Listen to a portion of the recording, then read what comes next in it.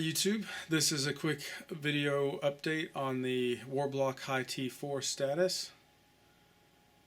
Completed. Done. Here it is, finished, fully nitrided, awesome, spectacular. It is pretty much perfect. So this is going to be a bit of a video overview of the product details, features, and an announcement that it is in stock now for sale on the website, warmachinellc.com. I'm having a pre-release sale, this for $87, which is basically the manufacturing cost, and free shipping. I hope you guys check it out. I want to promote getting these out into the hands of users, hopefully some reviews and feedback and things like that. Let's dive right in.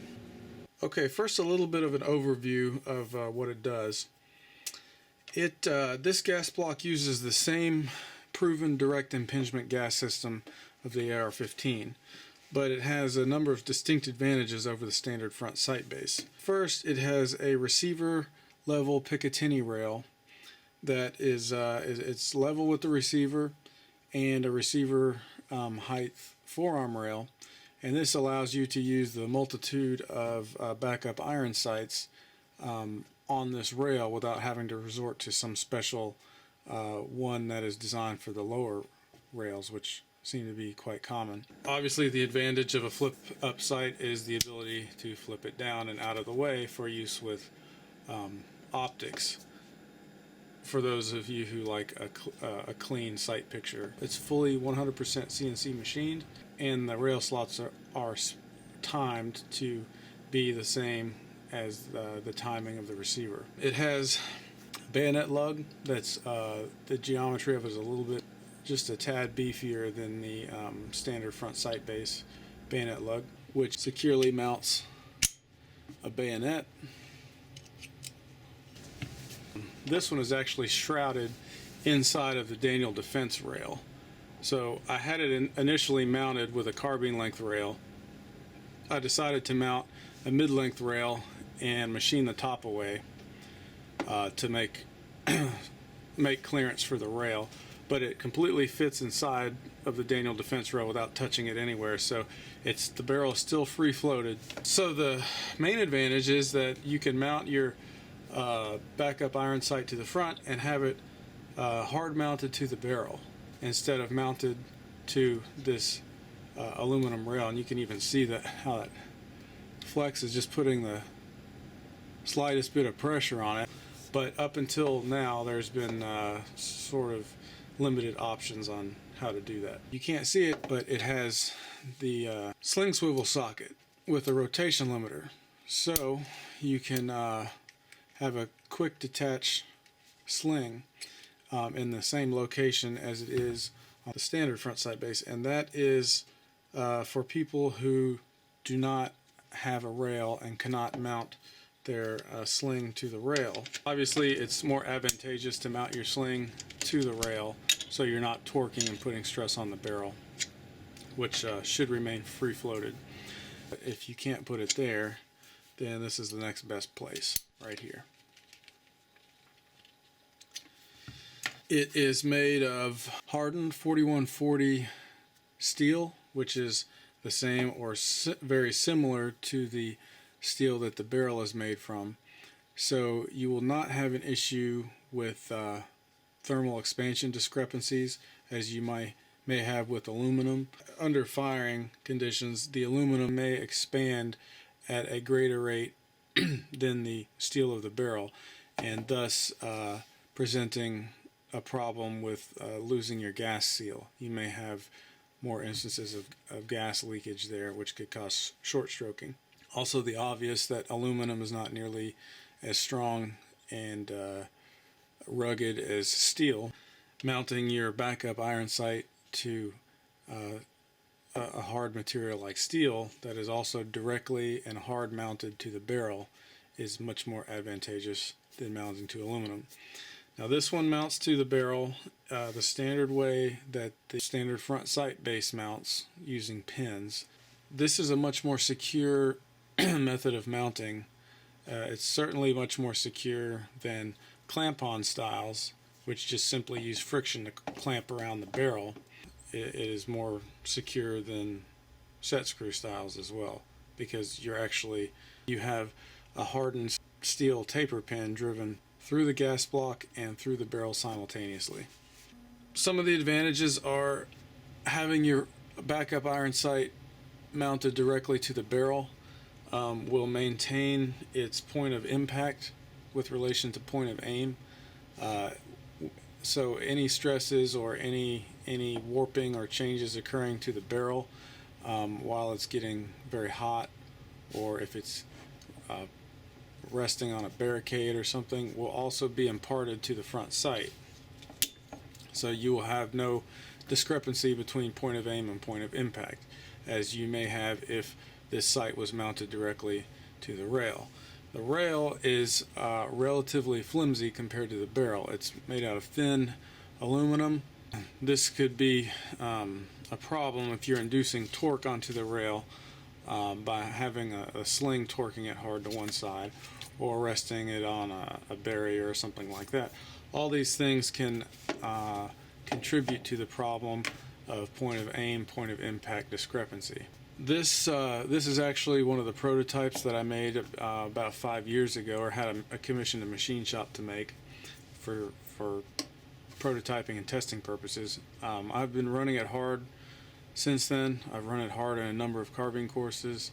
It has not failed. It's been absolutely flawless. In fact, this one is a bit outdated geometry-wise to the one that I'm making. I've improved it, and this one is just a parkerized finish instead of the nitrided finish, and it's been holding up great. The reason I chose taper pins is because they do have an advantage over dowel pins. The taper pins, besides being a much more secure method of mounting, actually serve, if when done correctly, when they're drilled right on the edge horizon of the barrel and driven in, and they're actually driven in from the other side, but when they're driven in, they serve as sort of a wedge. They wedge the barrel hard into the internal top ID of the bore of the gas block, and what this does is it serves to tighten the relationship between the gas port of the barrel,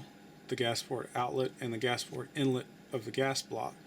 This aids in minimizing any kind of gas leak, so it creates a nice tight gas seal, which actually the gas seal will improve with firing, just simply due to carbon buildup. Finish on this one is just parkerized. The ones offered for sale now have a fully nitrided, salt bath nitrided finish, which is a far superior finish to parkerizing, despite parkerizing being a very good finish. The front buttress of the gas block here stands slightly proud of the front sight to sort of act as an insulator from forward shock. Hitting this on a barricade or a barrier or something, it will transfer the impact forces into the gas block and barrel rather than into the front sight, potentially jarring it loose or shifting its point of aim, shifting its zero, and things like that.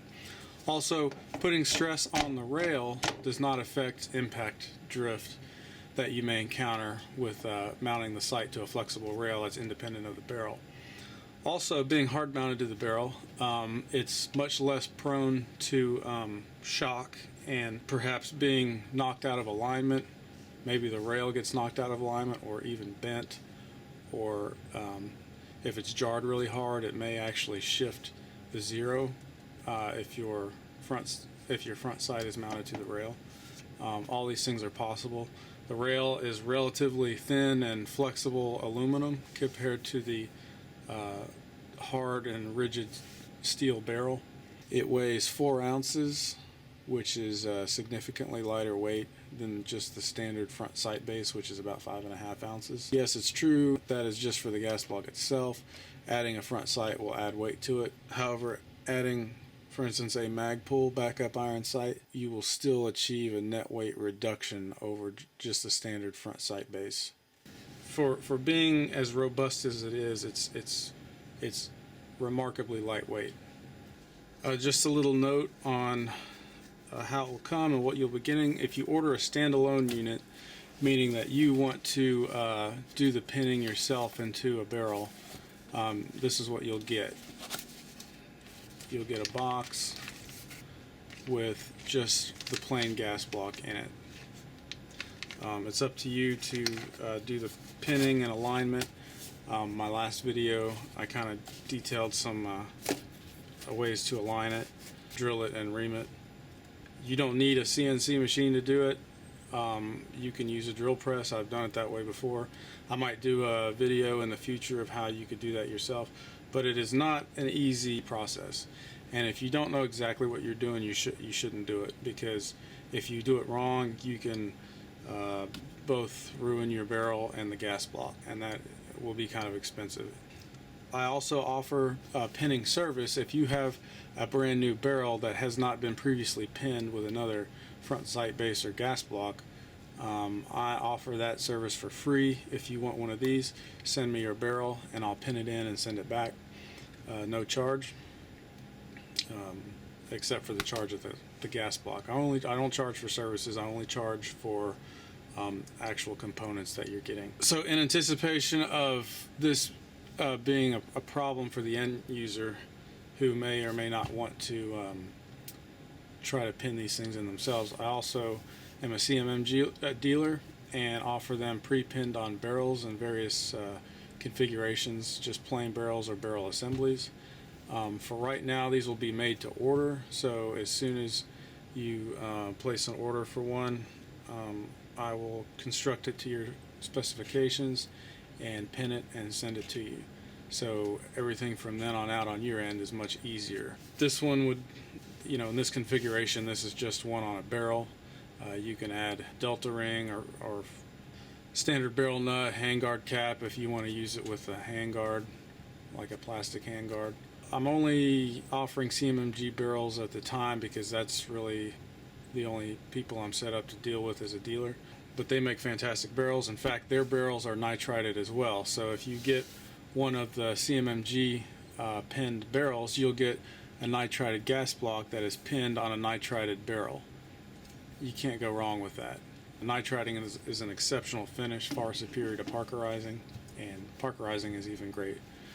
I wanted to thank all the people who have already ordered gas blocks, standalones or barrels. Thank you for your support. I think you're going to really enjoy them. As always, I can be contacted with questions or issues that you might have. I'm looking for feedback. I'm looking for reviews, all that good stuff. Thanks a lot. And the AR-15 video series is not yet concluded. There's still some things I want to go over, like post-machining finishing and production issues and things like that. But this is just an overview, letting you know what this thing is about, and that it is in stock and it is on sale right now. And I don't know how long it's going to be on sale for. Maybe I just will allow the first production run to go out at $87. The retail price is probably going to be about $140, $145 or so for this. $87 is a heck of a deal. So thanks a lot for watching, and as always, I'll see you in the next video.